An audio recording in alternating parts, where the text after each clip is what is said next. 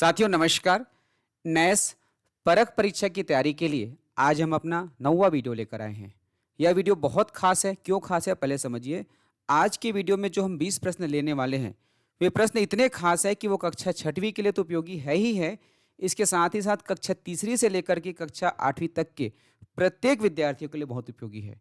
मैंने नवोदय क्लास बहुत समय से लिया है और ले भी रहा हूँ। नवोदय क्लास के अनुभव के आधार पर मैं यह कहूँगा कि आज के जो 20 प्रश्न हैं वो नवोदय कक्षा की तैयारी करने वाले विद्यार्थियों के लिए संजीवनी का काम करेगा, क्योंकि इसमें प्रत्येक प्रश्न एक नए कॉन्सेप्ट को लिए हुए हैं और नवोदय परीक्षा में तर्क शक्ति वाले प्रश्न ही पूछे जाते हैं। इस आधार पर नवोदय की तैयारी करने वाले प्रत्येक विद्यार्थियों को भी इस वीडियो को लिखना चाहिए।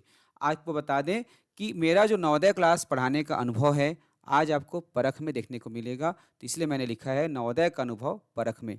तो सबसे पहले वीडियो पर आगे बढ़ें, क्लास को शुरू करें। इससे पहले आपको बता दें, आप देख रहे हैं आपका अपना चैनल उज्जवल लक्ष्य। आप चैनल पर नए हैं तो चैनल को तुरंत सब्सक्राइब कर लीजिए, बेल आइकन दबा लीजिए और इस वीडियो को लाइक जरूर कीजिएगा। ठीक है, तो चलिए शुरुआत करते हैं। आज के क्लास का जो पहला प्रश्न है स्क्रीन पर आ चुका है। अब इसको आप पढ़िए, मैं भी साथ में पढ़ता हूँ, इसको हल भी करेंगे। प्रश्न है, कौन सा गाड़ी नंबर 9867 है। अब देखिए कितना बेहतरीन तरीके से प्रश्न का शुरुआत हुआ है। आप बाहर निकलते हैं, कार देखते हैं, वहाँ पे गाड़ियों का नंबर रहता है। तो इस प्रश्न के आधार पे आप कार के नंबर के आधार पर संख्या पहचानना सीखेंगे। तो इसमें कहा क्या जा रहा है 9867 किसमें है। तो देखिए ये 9876 है, 9867 है। ये आपका इस प्रश्न का क्या हो जाएगा, उत्तर हो जाएगा। ठीक है, प्रश्न क्रमांक दूसरा, 30,360 अंकों में कैसे लिखी जाती है। इसका तरीका क्या होगा। देखिए 30,360, तो इकाई, दहाई, सैकड़ा, हजार, 10,000, ये भी 30,000 तक है। ये भी 5 अंकों की संख्या है, ये भी 5 अंकों की संख्या है, ये भी 5 अंकों की संख्या है। सबसे पहले आपको करना क्या है, देखना है 3 अंकों के बाद अल्पविराम लगा दीजिए। इसमें ये अल्पविराम इसमें भी लग गया, इसमें भी लग गया, यहाँ भी और यहाँ भी। अब देखिए 30,000 किस में है। इसमें 30,000 है, इसमें 30,000 है, इसमें 36,000 है, ये 60,000 है। ये दोनों उत्तर नहीं होगा। अब इन दोनों में देखिए 30,630 है, 30,360 है, ये इसका क्या होगा, उत्तर होगा।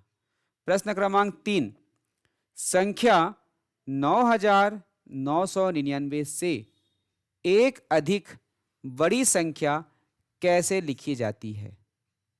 यहाँ पर आपको हेल्प करने के लिए संख्या में एक जोड़ने की प्रक्रिया भी दिखा दी गई है। आप इससे आसानी से बना सकते हैं। चलिए बताइए, ऑप्शन अ होगा कि ब होगा, स होगा कि द होगा, कमेंट कीजिए। तो हल करते हैं। 9 और 1 10, हासिल आ जाएगा 1। 9 और 1 10, 9 और 1 10 का शून्य, हासिल आ जाएगा 1 और 9 और 1 10। 10,000 इसका उत्तर हुआ। कहाँ पर है 10,000, ऑप्शन द इसका उत्तर हुआ। ठीक है, प्रश्न क्रमांक चौथा, आप देख सकते हैं ये जो प्रश्न पेपर है यहाँ से तैयार किया गया है। CMDE प्रकोष्ठ, जिला शिक्षा एवं प्रशिक्षण संस्थान रायपुर से। तो प्रश्न क्रमांक चौथा है, निम्न में से कौन सा सही नहीं है। तो अ 5 धन शून्य बराबर 5, क्या ये सही है। 5 में शून्य जोड़ने पर 5 होता है, होता है। 5 ऋण शून्य बराबर 5, 5 में शून्य घटाने पर 5 मिलता है क्या, मिलता है। 5 गुणा शून्य बराबर 5, 5 को शून्य से गुणा करने पर क्या 5 मिलता है, सोचिए और बताइए। 5 गुणा 1, 5 एकम 5, 5 मिलता है। तो ये भी सही है, ये भी सही है, ये भी सही है। और 5 से शून्य को गुणा करने पर उत्तर शून्य आएगा, ना कि 5 आएगा, ये गलत है। यहाँ पर पूछा गया है कौन सा सही नहीं है, तो यह सही नहीं है। यही इस प्रश्न का क्या होगा, उत्तर होगा। ठीक है, प्रश्न क्रमांक पांचवा, निम्न गणना में कौन सी संख्या प्राप्त होगी। देखो ये 3 संख्याएं हैं, 25,308, 76,397, 25,308। अब यहाँ पर देखेंगे एक बार जोड़ा गया है फिर घटाया गया, अर्थात पहले 25,000 में इसको जोड़ना है, फिर घटाना है। ये तो प्रक्रिया हो गई, पहले जोड़ना है फिर घटाना है। दूसरा अगर देखोगे ध्यान से तो तर्क शक्ति में प्रश्न देखोगे, ये जो प्रश्न है, ये जो संख्या है, इसमें इसको जोड़ना है और दोनों को योगफल में इसको घटाना है। तो यहाँ क्या देखते हैं हम, ये 25,308 यहाँ पर भी है, 25,308 यहाँ पर भी है ना। तो 25,308 में इसको जोड़ने के बाद जो उत्तर आएगा उसमें 25,308 घटाना ही है, अर्थात उसी संख्या को जोड़ना है, उसी संख्या को घटाना है। इसका मतलब क्या हो जाएगा, ये आपस में कट जाएगा। क्या बचेगा, 76,397। ऑप्शन सी इसका उत्तर, ऑप्शन सी इसका उत्तर है। अब है प्रश्न क्रमांक 6वां। संख्या कितना है, इकाई, दहाई, सैकड़ा, हजार, 10,000। 46,890 में 4 के स्थानीय मान में 9 का स्थानीय मान जोड़ने पर कौन सी संख्या मिलेगी। अब ये संख्या है, इसमें सबसे पहले आपको 4 का स्थानीय मान निकालना है। स्थानीय मान अर्थात वो कौन सी स्थान पर है। जैसे कि देख सकते हैं 4 कहाँ पर है, यहाँ पर है, इकाई, दहाई, सैकड़ा, हजार, 10,000। और 9 कहाँ पर है, दहाई पर है। दोनों के स्थानीय मान निकालिए और बताइए कौन सा उत्तर होगा। वीडियो रोक लीजिए, हल कर लीजिए, कमेंट कीजिए। तो चलिए मैं यहाँ पर बता रहा हूँ। 4 के स्थानीय मान हो जाएगा 40,000, 9 का स्थानीय मान 90, दोनों को जोड़ेंगे क्या मिलेगा, 40,090। कहाँ पर है 40,090, ऑप्शन सी स। प्रश्न क्रमांक 7वां। 4 अंकों की सबसे छोटी संख्या जो केवल 3 विभिन्न अंकों के प्रयोग से बनी है। 4 अंकों की सबसे छोटी संख्या, तो सबसे छोटी संख्या 4 अंकों की तो ये होती है, लेकिन इसमें शर्त क्या कहा गया है, केवल 3 विभिन्न अंकों के प्रयोग से बनी है। तो ऑप्शन अ है 1000, ऑप्शन ब 1012, 1020 और 1002। तो इसमें देखोगे ये जो संख्या है 1 और 0 से बना है, 2 अलग अलग अंक है, लेकिन यहाँ क्या बोला जा रहा है, 3 अलग अलग अंक। तो ये उत्तर नहीं होगा। इसमें देख सकते हैं 1 है, 0 है और 2 है, 3 अलग अलग अंक है। 1 है, 0 है, 2 है, इसमें भी 3 अलग अलग अंक है। 1 है, 0 है, 2 है, इसमें भी 3 अलग अलग अंक है। अब बताइए, तीनों तो उत्तर नहीं हो पाएगा, हमको क्या ढूंढना है, सबसे छोटी। तो इन तीनों में सबसे छोटी कौन सा है, आप देखेंगे 1002 सबसे छोटी है, तो ऑप्शन द इसका सही उत्तर होगा। प्रश्न क्रमांक 8वां।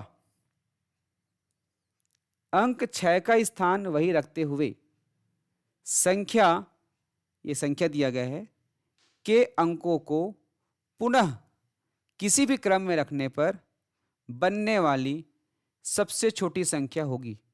ऑप्शन अ, ऑप्शन ब, ऑप्शन स, ऑप्शन द।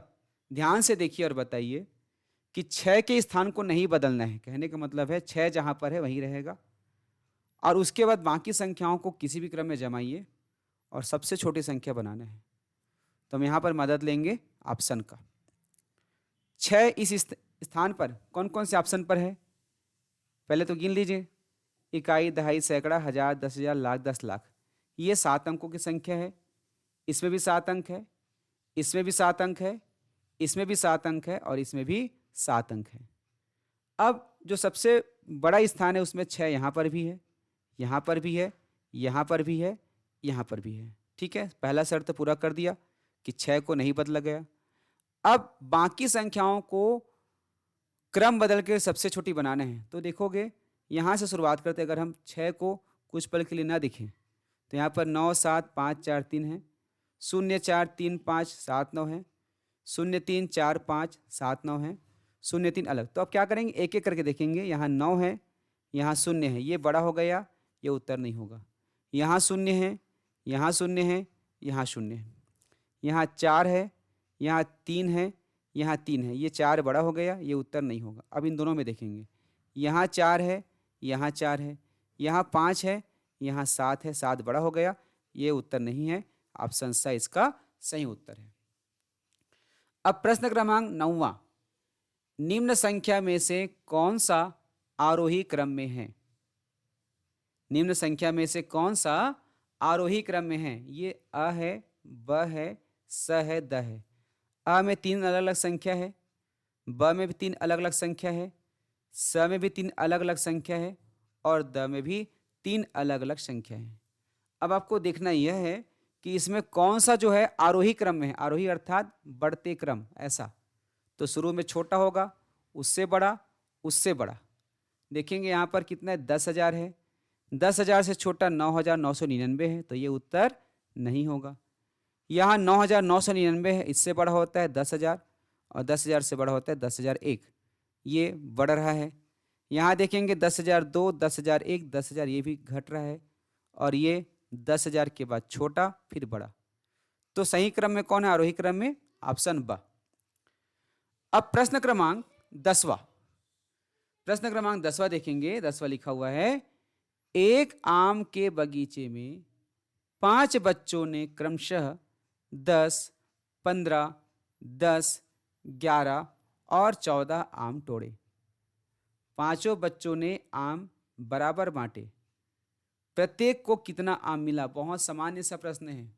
बगीचे गए थे 5 विद्यार्थी, 5 बच्चे, और वे सब क्या तोड़े हैं? आम तोड़े हैं। किसी ने 10 तोड़ा, किसी ने 15 तोड़ा, किसी ने 10 तोड़ा, किसी ने 11, किसी ने 14। अब सब आम को आपस में मिलाकर वो क्या किए? आपस में बराबर बराबर बांट दिए। तो हमको करना क्या है? हमको क्या करना है? सबसे पहले देखना है कि सब टोटल कितने आम हुए। तो 10 और 15 को जोड़ो, कितना होगा? 10 और 15 हो जाएगा 25। जोड़ के देखते हैं, 10, 15, 10, 11, 14 क्या हो जाएगा? 5, 6, 6, 4, 10 का शून्य, हासिल आ जाएगा 1, 1, 2, 3, 4, 5, 6, 60। टोटल 60 आम हैं और 5 विद्यार्थी हैं। टोटल 60 आम हैं और 5 विद्यार्थी हैं, अर्थात 60 को भाग करेंगे 5 से, 5 एकम 5, 5 बारम 60। तो क्या हो जाएगा? 12 पंचे 60। ये ऑप्शन इसका क्या हो जाएगा? उत्तर हो जाएगा। ठीक है, चलिए अगला प्रश्न देखते हैं, प्रश्न क्रमांक 11। ठीक है, बहुत अच्छा प्रश्न है। प्रश्न क्रमांक 11 है, एक फर्नीचर दुकान में 6 कुर्सी और 5 मेज की कीमत 3,475 रुपये है तथा 4 कुर्सी और 3 मेज की कीमत 2,175 रुपये बताता है। तो आपको 2 कुर्सी और 2 मेज के लिए कितना रुपये देना होगा? बहुत मज़ेदार प्रश्न है और हो सकता है बहुत से ये नहीं बने। अ है 650 रुपया, ब है 1,300 रुपया, स है 1,950 रुपया और द है 3,250 रुपया। तो अब जो है इसको बनाया, तो बनाया कैसे? तो देखो, ऐसे जब सवाल आएंगे तो आप जो है बिल्कुल घबराइए मत, क्रम से लिखिए। क्या कहा जा रहा है? 6 कुर्सी और 5 मेज। 6 कुर्सी 5 मेज का जो कीमत है, दोनों एक साथ अगर लोगे तो 3,475 रुपये देना होगा। फिर कह रहे हैं अगर 4 कुर्सी और 3 मेज लोगे तो 2,175 रुपये देना होगा। अब ये पूछ रहा है कि अगर हम 2 कुर्सी लें और 2 मेज लें तो कितना रुपया देंगे? तो थोड़ा सा यहीं पे समझते हैं। 6 कुर्सी और 5 मेज का दिया है, 4 कुर्सी और 3 मेज का भी दिया है। अब देखो, 6 में से 4 घटाएंगे 2, 5 में से 3 घटाएंगे 2। अब 2 कुर्सी और 2 मेज का बताना है। तो इस संख्या में जो 6 कुर्सी और 5 मेज का है, इसमें ये भी जुड़ा हुआ है, 4 कुर्सी और 3 मेज। इसकी संख्या को अगर हटा दें तो उत्तर मिल जाएगा, अर्थात इसको हमको घटाएंगे तो 5 में से 5 घटाएंगे 0, 7 में से 7 घटाएंगे 0, 4 में से घटाएंगे 3, 3 में से 2 घटाएंगे 1, 1,300 रुपये इसका क्या होगा? उत्तर होगा। प्रश्न क्रमांक 12, वायरस से संक्रमित व्यक्ति को डॉक्टर ने 10 गोलियां दी, उसे 2 गोली प्रतिदिन लेना है। तीसरे दिन के बाद उसके पास कितनी गोली बचेगी? अब यहां पर वायरस से कोई व्यक्ति संक्रमित है, डॉक्टर ने 10 गोली दी है, रोज 2 गोली खाना है, कितना बचेगा? 5 की, 4 की, 3 की, 2। तो उसके पास 10 गोली है, देखो ये 10 गोली, एक पत्ता आता है गोली का जिसमें 10 रहता है कि नहीं। अब ये पहला दिन खत्म हो गया सुबह शाम, दूसरा दिन खत्म हो गया, ये तीसरा दिन खत्म हो गया, कितना बचा 4, ये इसका उत्तर हुआ। ठीक है। प्रश्न क्रमांक 13, निम्न में से कौन सा चित्र का छायांकित भाग किसी इकाई के आधा भाग को प्रदर्शित नहीं करता है। आधा मतलब क्या होता है, कोई भी सैघो वस्तु है उसको दो हिस्से में बांटना, ये हो जाएगा आधा। अब यहां देखते हैं इसमें तो 4 हिस्से में बांटा गया है, 2 हिस्से में नहीं बांटा गया है, तो क्या ये आधा नहीं है। इसको तो तिरछा बांटा गया है, तो क्या ये आधा नहीं है।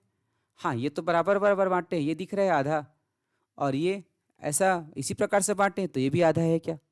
तो ऐसा नहीं सोचना है। सोचिए दो बराबर हिस्सा में कौन कौन सा बटा है, देखो ये दोनों बराबर हिस्से में है तो ये आधा है, ये दोनों भी बराबर हिस्सा में है, ये भी आधा है। 4 हिस्सा में से 2 हिस्सा को रंगीन किया है, अर्थात ये दोनों मिलाकर आधा हुआ, लेकिन ये बराबर बराबर नहीं है, तो ये आधा नहीं है। कौन सा चित्र आधा नहीं है, चित्र क्रमांक 4। तो इसका सही उत्तर हो जाएगा द चित्र क्रमांक 4। प्रश्न क्रमांक 14, निम्न चित्र में कितने 1/8 मिलकर 1/2 होंगे। कितने 1/8 मिलकर, ये कठिन है क्या, नहीं है।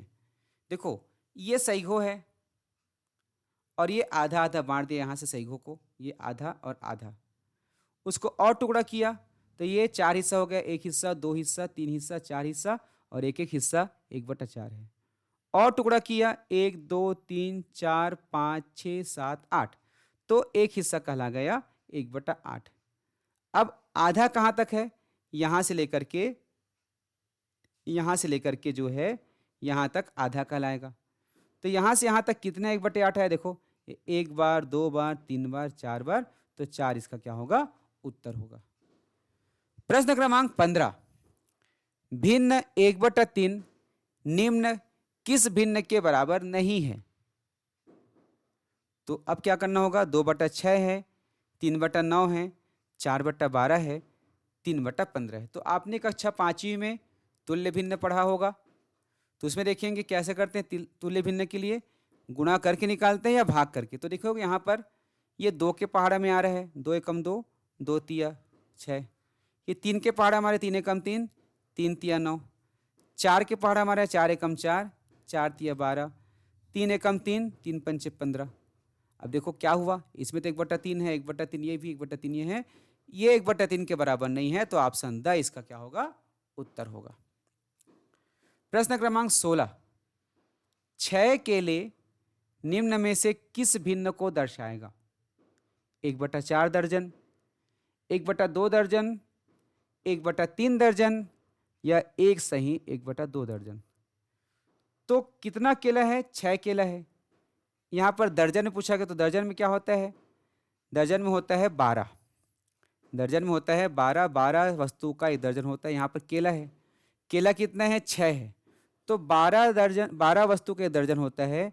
यहाँ से देखोगे ये 6 अलग हो गया, 6 अलग क्या हो गया, 2 बराबर हिस्से में बट गया, तो ये क्या है, आधा दर्जन है, एक आधा अर्थात 1/2, और 1/2 ये यहाँ पर होगा। प्रश्न क्रमांक 17, 6 में 1/2 कितनी बार शामिल है। 6 में अर्थात एक सैघो नहीं, 6 की बात किया गया है, ये 6 ठो है, 1 2 3 4 5 6, देखो बता भी दिया है यहाँ पे, ये यहाँ से यहाँ तक एक सैघो है, फिर दूसरा ये भी एक है, ये भी एक है, ये भी एक है, ये भी एक है, एक है। तो देख सकते हैं 1 2 3 4 5 6, 6 सैघो दिया है, और प्रत्येक को आधा आधा भाग में बांटा गया। देखो यहाँ से 1/2, तो एक में 2 बार 1/2 है, तो इसमें भी हो जाएगा 1 2 3 4 5 6 7 8 9 10 11 12, तो 6 में 1/2 12 बार है, अर्थात 6 को सब में सभी को एक आधा आधा टुकड़ा करेंगे तो कितना टुकड़ा बनेगा, टोटल 12 टुकड़ा, ये इसका उत्तर हो जाएगा। प्रश्न क्रमांक 18, भिन्न 5/7 निम्न में से किस पूर्णांकों के बीच स्थित है। 5/7, 5 और 6, 0 और 1, 5 और 7, 6 और 7। तो आपको सबसे पहले भिन्न को समझना होगा कि भिन्न क्या होता है। 5/7 का मतलब क्या हुआ, एक सही घो को 7 हिस्से में बांटा गया। ठीक है, 1 2 3 4 5 6 7 और 7 में से 5 हिस्सा, अर्थात ये 1 से भी छोटा है, ये 1 से भी छोटा है। तो देख सकते हैं 5 तो बड़ा हो गया, 5 और 6 के बीच में नहीं है, 1 से छोटा, अर्थात ये देखो 0 से बड़ा है, 1 से छोटा है, तो ये इसका उत्तर जो है ऑप्शन ब हो जाएगा। प्रश्न क्रमांक 19, भिन्न 1/4 को हर 12 के रूप में लिखने पर उसका अंश होगा 3 8 24 48। देखो 1/4 तो सीधा हम इसको 12 नहीं कर सकते, क्योंकि तुल्य भिन्न ये कहता है कि अंश और हर में बराबर संख्या का गुणा होना चाहिए, तभी तुल्य भिन्न बनता है। तो 4 का पहाड़ा कितने बार पढ़ें कि 12 हो, तो 4 तिया 12, 3 बार पढ़ने से 12 होगा। तो 1 को भी 3 बार पढ़ेंगे, 1 तिया 3, तो अंश में क्या मिला, 3 मिला। प्रश्न क्रमांक 20, भिन्न 1/5 को दशमलव भिन्न में कैसे लिखेंगे। दशमलव भिन्न, दशमलव भिन्न अर्थात ये सहीहो है, इसको जो है 10 हिस्सा में बांटा गया और एक हिस्सा कहलाता है 0.1। यहां पर 1/5 अर्थात ये 1/5 है, 1 2 3 4 5, तो इसको सबसे पहले 10 हिस्सा में बांटिए। ठीक है, तो 1/5 हो क्या हो गया, 2/10 हो गया। हो गया कि नहीं हो गया, क्लियर हुआ। पहले क्या था, 1/5 था, 1/5 मतलब ये यहां तक, ठीक है, ये 1/5 है। अब इसको 10 हिस्सा में बांटना होता है दशमलव में, तो हमने 10 हिस्सा कर दिया। कितना हिस्सा आ गया, 2/10 अर्थात 0.2। एक हिस्सा रहता है 0.1 होता है, 2 हिस्से में 0.2, ये इसका उत्तर होगा। या आप 1 को भाग करो 5 से, उत्तर मिल जाएगा। मैंने 60 का तरीका बताया, ये बेसिक है। तो अब इसी प्रकार से बाकी प्रश्नों को भी बनाएंगे, बहुत सारे प्रश्न हैं, लेकिन एक ही वीडियो में सभी प्रश्नों को नहीं लेंगे। 20 प्रश्न आज की वीडियो में लिए। आपको कैसा लगा कमेंट करके ज़रूर बताइए, और कोई डाउट होगा किसी प्रश्न में तो बताइए, उसका पर्टिकुलर अलग से एक्सप्लेन करने वाला वीडियो ले आऊँगा। हमारा उद्देश्य है आप जहाँ भी हैं, जैसे भी हैं, बहुत बेहतर तरीके से पढ़ाई करें। जुड़े रहिएगा उज्ज्वल लक्ष्य यूट्यूब चैनल से। नमस्कार, वीडियो को लाइक शेयर कीजिएगा। धन्यवाद।